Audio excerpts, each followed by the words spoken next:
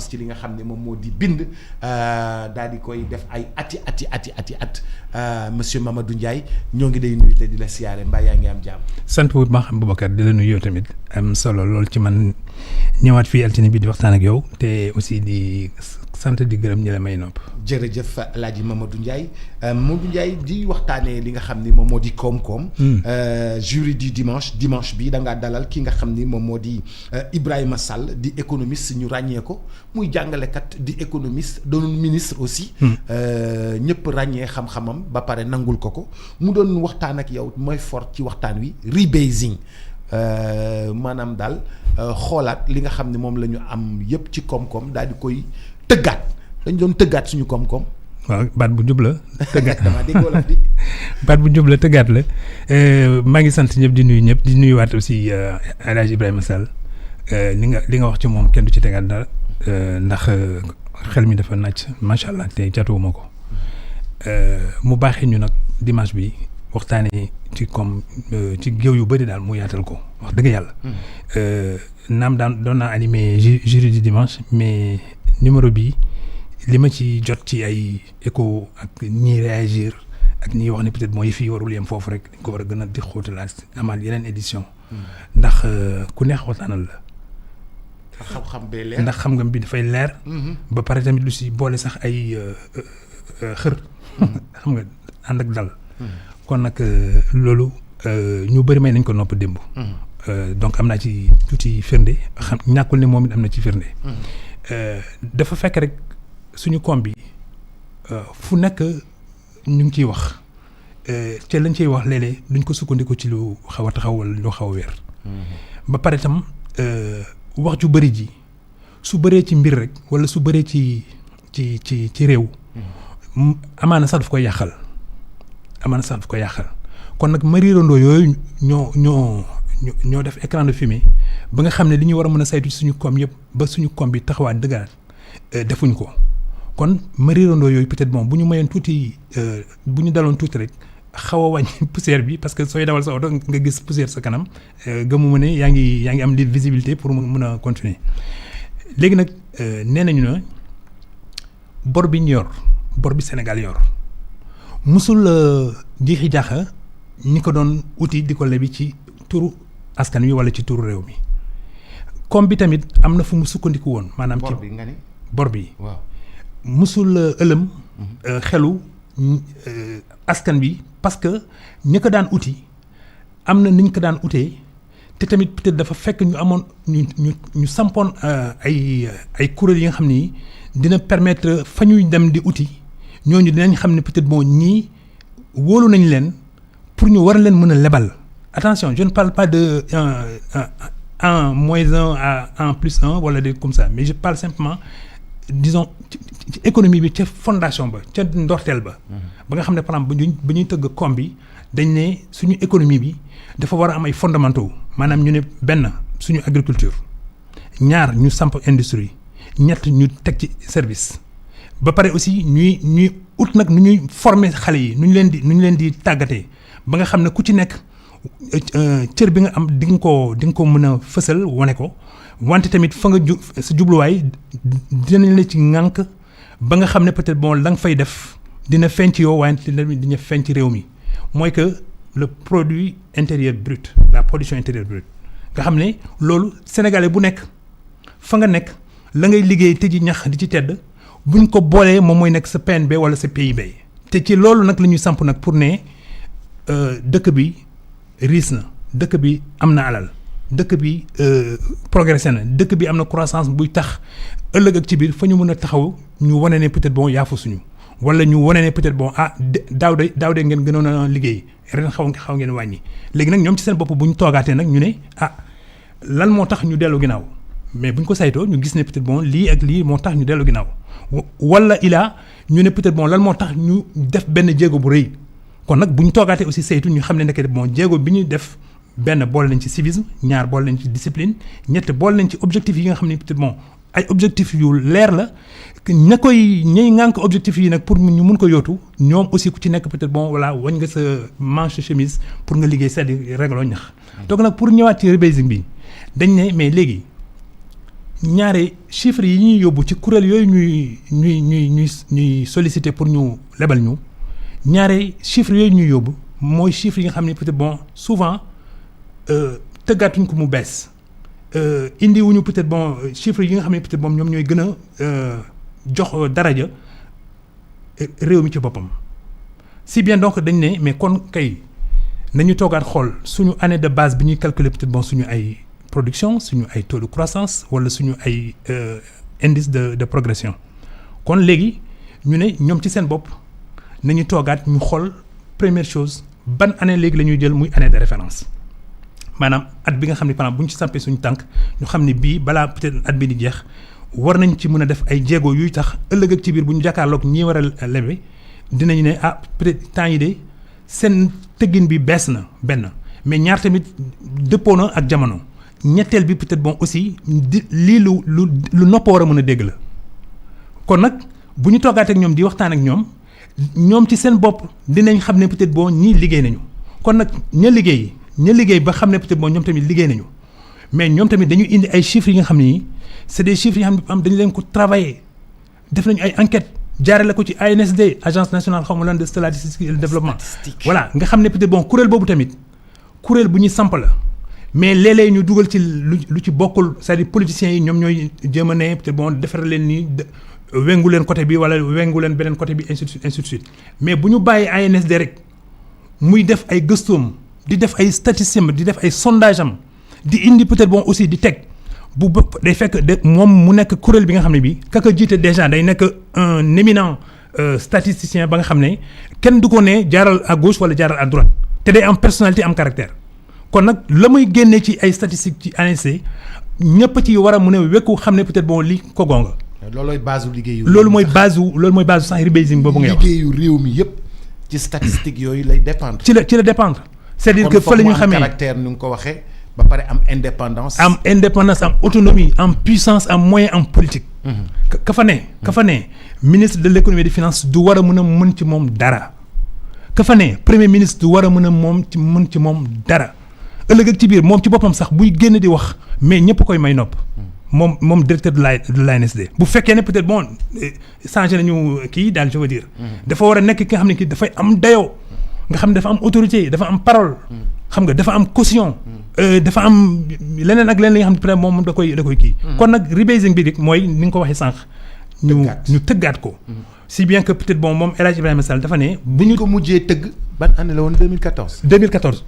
donc léegi ñu ngi boobu pétrole amul gaz amul ñu ngi seet mais Boubacar merci léegi pétrole am na gaz am na ñu war a tëggaat suñu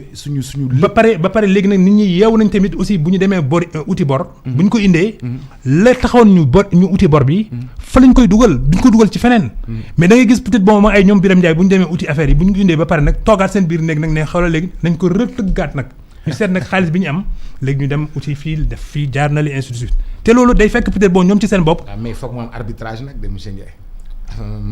bon foog mu am arbitrage. mais arbitrage bi am na avant ñuy dem bor di wuti bor. mais foog mu am arbitrage monsieur Ndiaye foog mu am arbitrage. waaw man de xam nga xaalisu kër gi moom bu ñëwee foog nga xool priorité yi. foog mais li taxoon non soo ne. li taxoon nga jël nga wuti xaalis bi. nga wuti xaalis ba jox nga ko waaye foog nga def arbitrage ndax kër gi boo fayul courant kër gi du leer. ndax boo fayul Sonatel nu mu tuddati internet doo mën a liggéey ci biir kër gi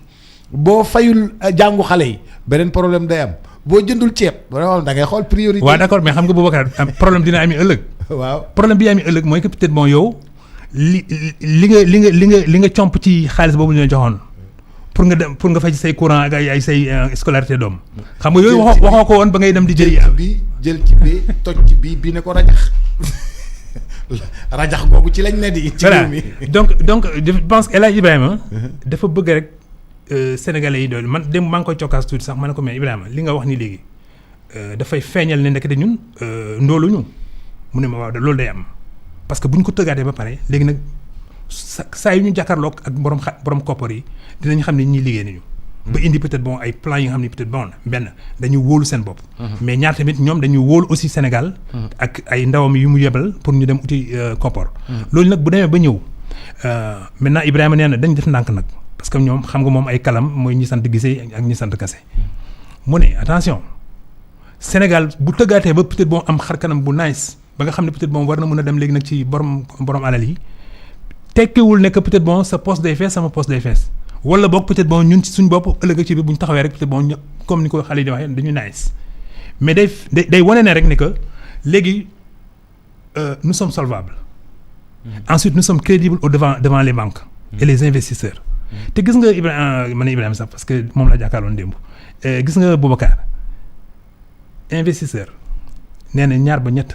dina ko amal solo bu ci nit kuy ñëw ci turu réewam pour di ut koppar nee na benn peut-être la discipline bi am ci dëkk ba il faut que ñoom parce que bu ñu foog ne rek ñun ñooy dem di leen seeti rek donc ñoom xëy na aussi yebaluñu fi ay nit ñu war a mën a xool réew mi di nar a ñëw ëllëg ci ñun pour ñu koy lebal est-ce que ñooñu bu ñu leen yebalee ñun tamit foofu par exemple ay ndaw ñu dem xoolal ñu yenn yu ñu solal yi ñu amal solo maanaam discipline civisme ndax aussi les gens sont à cheval sur les rendez-vous et sur les engagements parce que pour ñoom foofu lay jógee kon nag bu ñu ñëwee gis ne peut-être bon glissière wu autoroute yëpp ñu ngi daanu ñu gis ne lampe yi peut-être bon car rapide yi ak peut-être bon xaw ma lan cak-cak yi daanal nañ yëpp mais attends réew moom loo ko jox peut-être bon nii lay mujjee ñenn ñi noonu la ñuy wax donc nag yenn investisseurs aussi dañuy xool yooyu mais dañuy xool aussi farlu bi nit ñi di am ci war a mën a xëy teel dem liggéey bu ñu wàccee tamit peut-être bon ñu xool naka la ñu mën a ñibbee loolu tamit day bokk ci seen taxaw seetlu mais beneen taxaw seetlu bi ñuy def Boubacar c'est la fluidité ci biir dëkk bi xam nga ñu bëri boole nee ni peut-être bon noonu lañ joxante rendez-vous 8 heures après ñu ñëw ay 9h30 ñu lay ne c'est-à-dire mais un investisseur wala un partenaire extérieur ay c'est-à-dire wala peut-être bon non sama doom moo doon jooy mooy nangam wala sama yaay teelu yow yooyu peut-être bon ñoom c'est pas des critères de rationalité yi nga xam ne par exemple boo ko tëmbalee mu war la mën a jural peut-être bon compréhension vis-à-vis de sa partenaire donc yooyu yëpp la Ibrahima ne peut-être bon suñ ko ci dugalee rek dinañu am beneen taxawaay dinañ am beneen mandarga ak beneen dayoo buy wane ne que léegi ñun jóge nañ ci point A nga xam ne on est un peu brouillon on est un peu tatillon léegi nag peut-être ñu ngi organiser wu pour di nekk dans une rationalité te ñu joxee benn firnde Nigéria ñoom ay doomam comme ñoom ay Ibrahima yu nekk Nigéria yu mel noonu. ay économistes yu ñu ràññee yu ñu xàmmee nekk ay banquiers ay investisseurs ay financiers ñoom ñoo toog à un moment donné ñu ne mais ñun suñu dëkk bi luy problème bi. pétrole dañuy am sax des fois ay pénurie de pétrole suñu biir dëkk te ñun dañuy produire pétrole léeg-léeg sax peut-être bon pétrole bi bu ñëwee bon day xeeñ baaxul da ngay dugg sa oto yow ak sa soxna ak say doom sa biir oto sax soo taalee oto bi pétrole bi génn ci ginnaaw peut-être bon da leen di embaumer sax kon ñoom bu ñu toogaatee ñu ne peut-être bon voilà léegi il faut ñu xool nag léegi ñun fan la ji fii di sookee ñu war fa mën a def dara bi ñu waxtaanee seen biir ensuite ñu waxtaan ci nag ak askan wi. parce que rebasing bi dafa laaj ñu mel ni ñoom Ibrahima ak waa ANSD bu ñu toogaatee ñoom ci seen bopp nag ici comme seen xel day màcc te mën nañu waxtaan ak askan wi ñoom it ñu waxtaan ak askan wi wax leen ne peut-être ñoom waa Nigéria yi ñu ne léegi il faut que ñu tëggaat suñu économie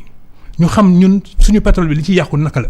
xam nga am na ay tuyaux yi nga xam ne par exemple dañuy jógee béréb sàngam di dem beneen béréb ci diggante bi pipeline yi ci diggante bi mais da ngay gis ay ñoom moduwaal yi di gas affaire bi di uti ay forgeron ñu ñëw peut-être bon di bënn kii bi di manque et puis di ko def ci ay siwo wala ay bidon di ko jaay ci mbedd ci télé bi en la ñu taxaw di ko jaay moi aussi ay gars yu ñëw di ko jënd ñiy jënd xam nañ li ñuy jënd baaxul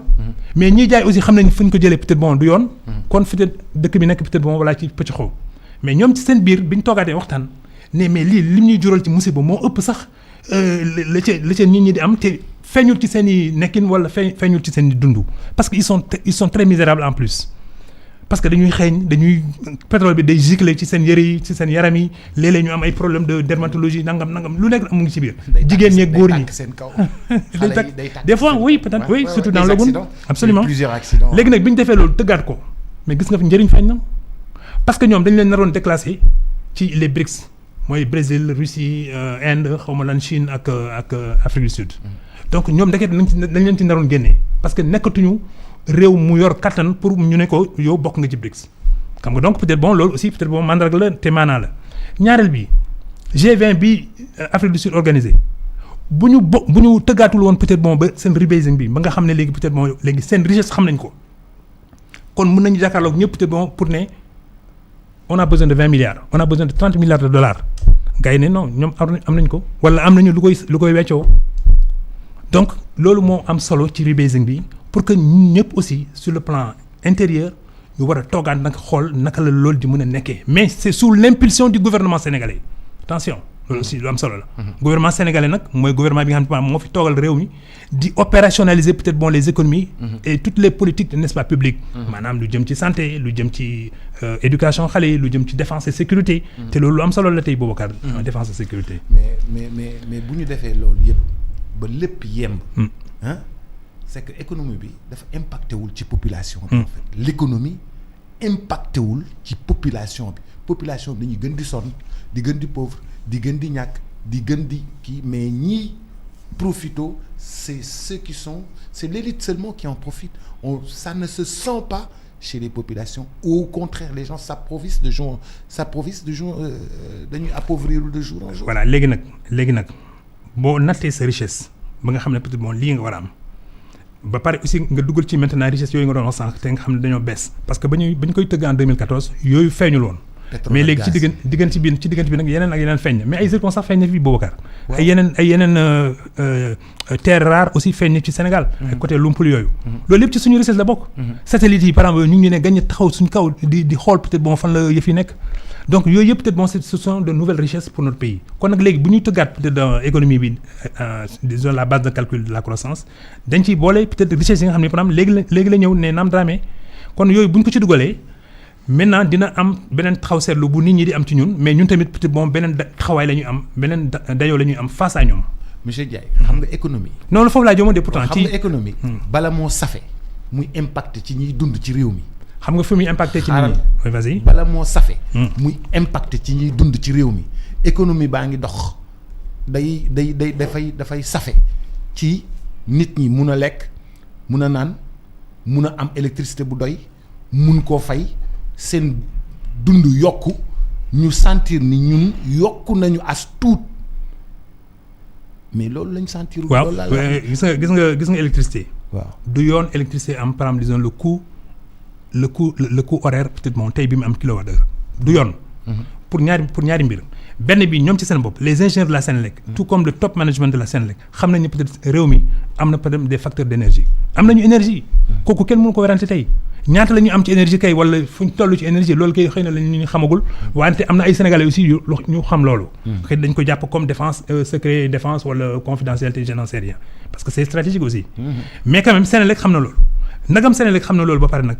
léegi Sénélec kay moom moo war a tëggaat maintenant sa tarification. xool ne peut-être bon man kat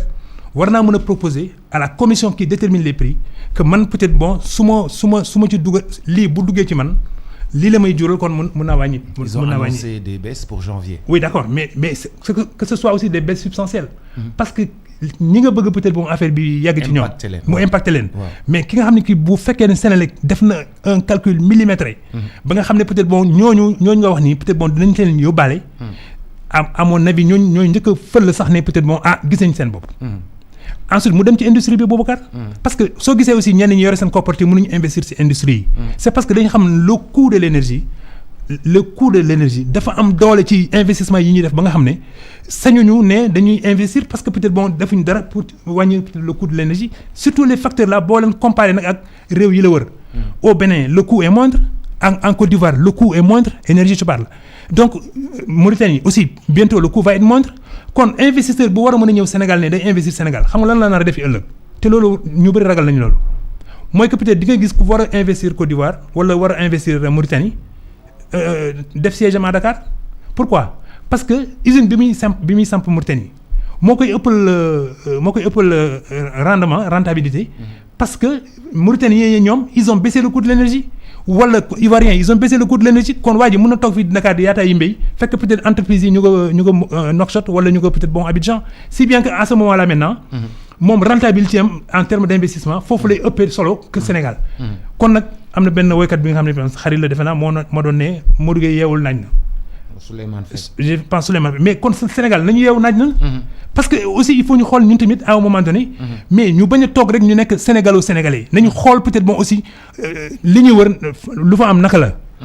yeneen réew yi nga xam ne peut-être bon ñu ngi am solo bu baax di dem di def ay jéego ñoom it nan la ñu defee ay jéego yooyu xëyuñu rek mbir mi sotti dañ koy lijjanti Boubacar lu tax xam nga bu ñu wàññee njëgu carburant bi mu am impacté ci transport bi oui oui coût de transport day bu ñu wàññeeku. wàññee courant bi mu impacté ci nit ñi oui. bu ñu wàññee feneen mu impacté ci nit ñi mais c'est que dañu ko yëgut ñun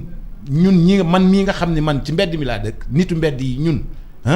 yëguñu benn yoon yéen da ngeen mel ni yéen élite yi nga xam ne yéenay diriger ak yéen a jiite ak yéenay boroom xam-xam da ngeen mel ni da ngeen ñuy nax. Boubacar ne ñu yéen ñii kat yéen di ñu wax ay waxu rebasing ay di ñu wax ay waxu wàññi ay di ñu waxu tëggaat te ñun yëguñu dara ci loolu économie boobu yëguñu ci dara. xam nga Boubacar nee nañu les ressources appartiennent au peuple maanaam alalu askan bi non alalu Sénégal bi peuple bi ak moom askan bi ko moom. mais feeñul ci ñoom loolu man mën naa ànd ak yow ci loolu. wante damay bañ ba ni ko wax xale yi di waxee tëdd ci suuf ne l'homme de la rue am na solo parce que l'homme de la rue Boubacar li ma sama benn xel waxoon rek mu ne ma boo demee neel Boubacar c'est un économiste grand mu ne ma neel Boubacar l'homme de la rue c'est l'homme de la rue. tekkiwul te bokkul. bon mais enfin en passant léegi impact bi ci fànn yooyu lay war a mën a amee. parce que xoolal bu fekkee ne ñun suñu richesse dafa yokk ba nga xam ne ñun yëg nañu ko mais état bi war na mën a ne peut-être bon voilà la gratuité des fournitures à l'école parce que il fut de temps en tout cas man foog bokk na ci génération boobu nga xam ne ñun suñu papa ak suñu yaay mosuñu jëndal crayon bi cahier ak livre mosuñu ko jëndal. dañu ko doon touché. déggal dañu ko doon touché. boobu jamono du bii jamono de. voilà je veux dire. d'ailleurs l'enseignement est privatisé. mais loolu mooy njàng mi dañ ko privatiser. loolu mooy ko amul xaalis doo jàng. loolu mooy xaalis doo faju. loolu mooy gis nga Boubacar bi ñuy jàng Saint-Louis au lycée. suñu yenn xarit yi nga xam ne dañoo redoubler ay 6e 5e affaire yooyu nga xam ne peut-être bon léegi dàq nañu leen. mais ñoom ci sa bopp gàcce la ci woon pour ñu ne ñu ngi dem jàngi école privée. gàcce la ci woon ci ñoom. parce que des fois sax indi sax ils rasent les murs pour ne pas que ñu xam ñu ngi ci privé yi. parce que c'était les lycées les écoles publiques ñoom ñoo amoon solo. mais xëy na peut-être bon am na lu ko waraloon mais je veux dire que peut-être bon bu yëf yi démarté peut-être bon ba war a tolloo ak loolu. surtout que bon les nouvelles élites là yi ngay wax ñu ci ëpp mën na la ñu ci ëpp elles sont issues justement de l'école publique. donc ñooñu dañoo war a delloo cër école publique parce que foofu la ñu génnee. mais ñoom ñëpp tey peut-être bon voilà ils ont privilégié d'autres options ay écoles publiques ay écoles privées des fois des écoles confessionnelles ak yooyu du ma ci tudd benn kii mais ñu ci bëri seen doom yi fa lañ nekk gis nañu sax peut-être bon avec les nouvelles élites là qui arrivent qui veulent elles aussi émerger di génne seen doom yi ci école publique yi di leen yóbbu ci privé bi loolu tamit peut-être bon war nañu ci dut baaraam ba nga xam ne ëllëg ak ci biir suñu amaatee peut-être bon yeneen koom yuy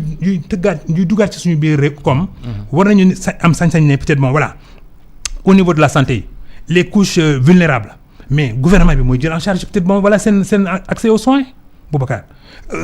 hôpitaux yi mais léegi par exemple amul kuy war a jógati Ourossogui di dem ba Dakar parce que Ourossogui am na hôpital l'hôpital de Ourossogui quand il est bien doté et bien outillé war na mën a nekk un hôpital qui satellise la plupart des communes et des villages yu nekk peut-être tout autour ay ñoom Alassane Samba Diop yëpp war nañu mën a dem peut-être bon à Ourossogui peut-être bon pour seen ay soins donc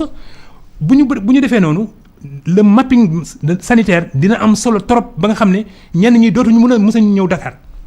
loolu benn mais ñaareel bi bu ñu nee aussi les formations là dañ leen di décentraliser bu ñu nee telle région sa vocation c'est d'être agricole ñu ne peut-être bon tous les centres de formation agricole ci région boobu lay dem kon ndekete ñun en même temps que ñu ngi régler ay problèmes d'infrastructure ñu ngi régler aussi peut-être bon le dépeuplement de Dakar ba nga xam ne léeg-léeg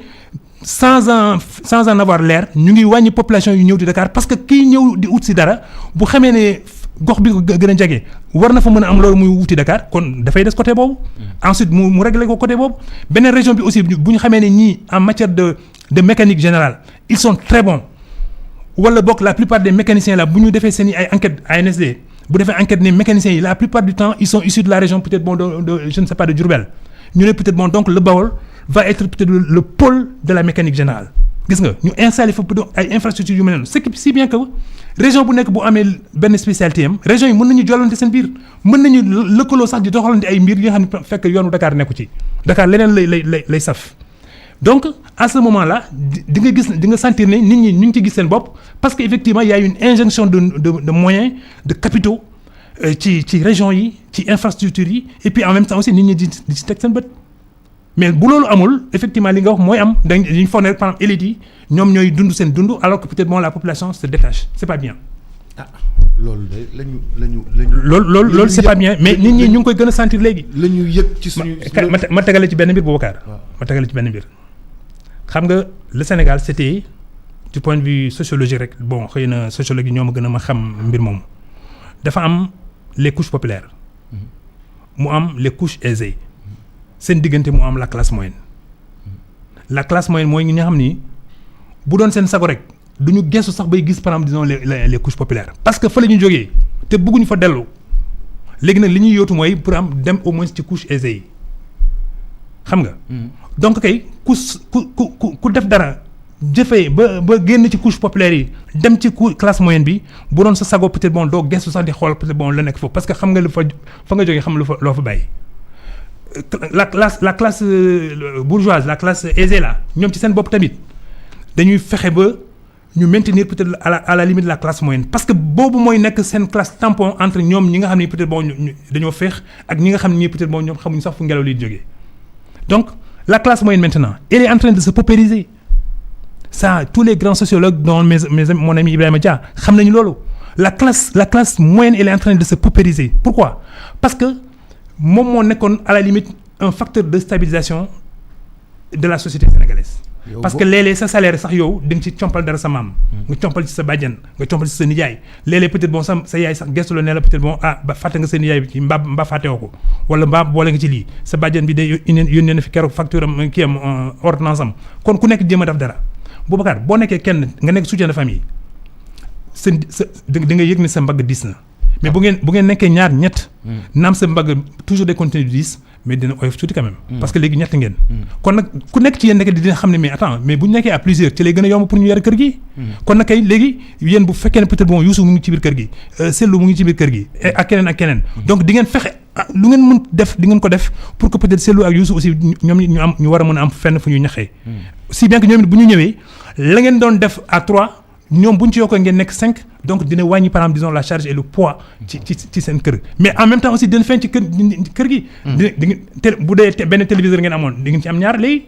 ngeen jox benn bi xale yi mag ñi aussi di seetaan seen télé à côté. wala boog peut-être à un moment donné sax di ngeen am autorité ne fay leen seen ordinateur yëpp ak seen portable yi nañu ñëw ñun ñëpp ñu wër paa bi wala ñu wër mère bi ñuy waxtaan. là on reconstruit même l'idéal social dans la famille. amatul de. waaw mais yooyu nag xam nga scénario yooyu boo koy jaay nit ñi portable bi tax na. xale yi dañuy am lu ñuy xool yaay yi dañuy am lu ñuy xool mag ñi dañuy am lu ñuy xool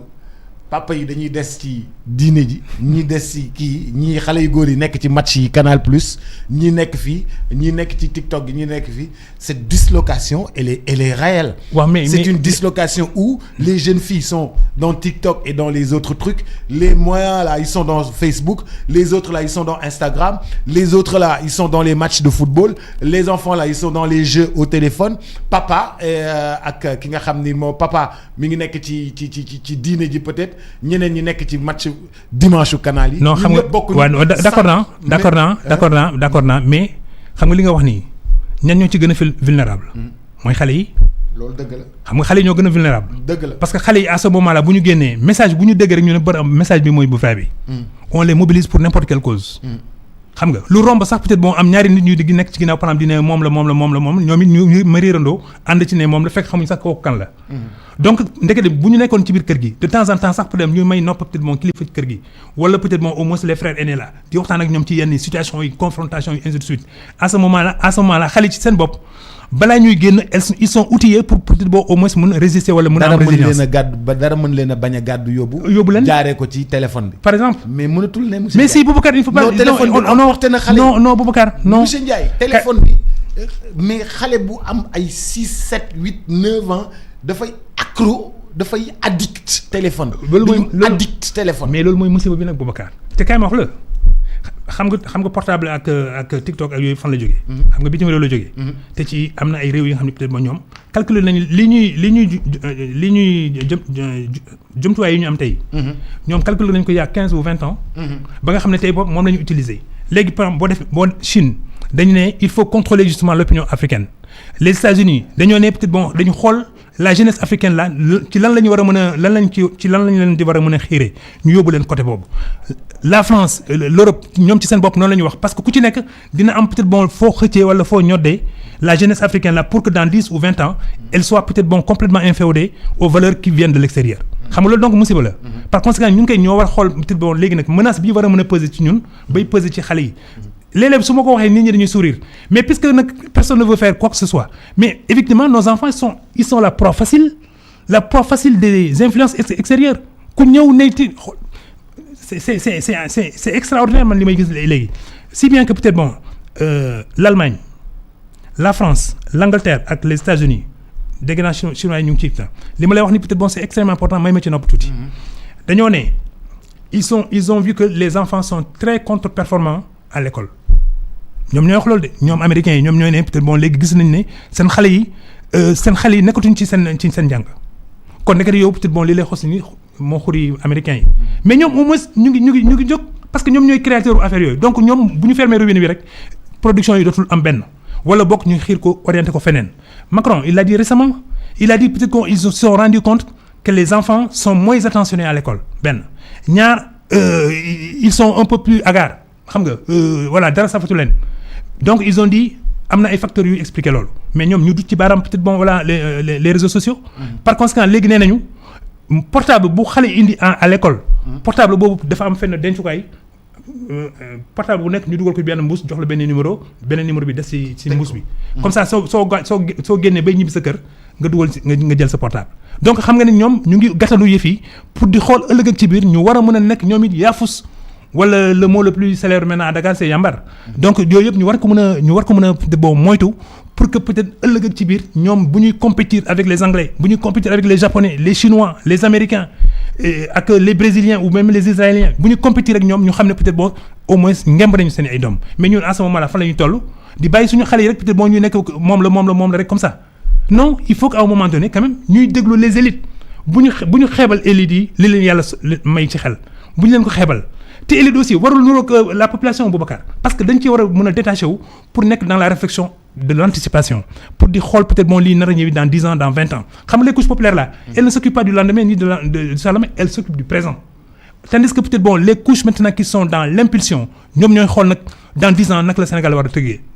dëppoo dans 10 ans ban xar kanam le Sénégal di am comme ça ñoom aussi ñuy réfléchir ci loolu wante ñoom it bu ñu nee li may xalaat su ma ko génnee rek ëllëg ci biir ñu tëj ma wala peut-être bon ñu dàq ma ci sama liggéey non à un moment donné nag il faut qu'il y ait une convergence entre les élites politiques les élites intellectuelles les élites scientifiques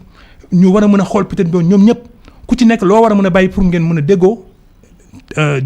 gëstu réew mi xool peut-être bon voilà lii ñëwi naka lay mën a nekkee. en tout cas monsieur Ndiaye dinañ ci dellu si waat mais moom bii fii ma la jàpp nii du ma la bàyyi xam leen ni daal yéen élite yi. mais xanaa di nuyu benn xale bu jigéen. bu tudd Marie Ndiégène. Marie Ndiégène dinañ ci ñëwaat Marie Ndiégène ingénieur la. génne na benn machine buy permettre pomme de terre yi dootuñu yàqu ci bu ñu góobee seen pomme de terre yi ba pare. xam nga loolu peut-être bon voilà aussi c'est une élite. qui est allé voir les paysans là bu ñu góobee seen pomme de terre bi mais day yàqu ci mbedd yi oto du ñëw dara du ñëw. mu yàqu foofu léegi nag mu imaginer loolu créer benn affaire bi nga xam ne tey macha allah. da koy conserver.